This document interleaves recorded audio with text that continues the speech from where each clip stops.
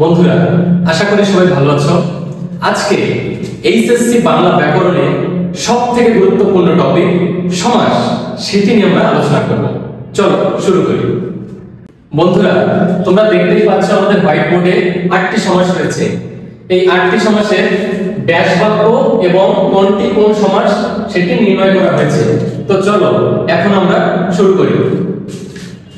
প্রথম সমাসটি রয়েছে উপনদী।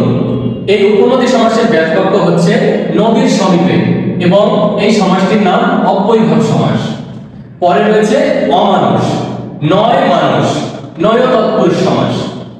আদিগন্ত, দিগন্ত পর্যন্ত, অব্যয়ভাব সমাস। আয়কর, আয়ের উপর ধার্য কর, মধ্যপদলোপী কর্মধারয় সমাস।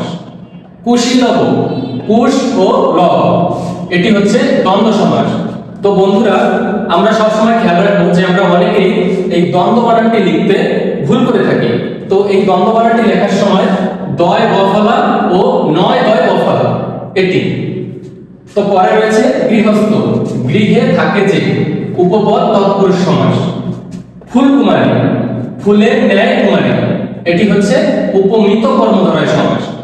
দশানন, দশ আনন যা, বহুব্রীহি সমাস। বন্ধুরা, এই যে শব্দটি রয়েছে দশানন, দশানন শব্দের অর্থ হচ্ছে রাবণ, যার অর্থ 10 মাথা চার। আমরা বাংলা সাহিত্যে আমাদের কবিতায় বিভীষণের প্রতি মেঘনা, এখানে দশানন অর্থাৎ রাবণের চরিত্রটি কিন্তু আমরা পেয়েছি। বন্ধুরা, ধন্যবাদ সবাইকে আমাদের সাথে থাকুন।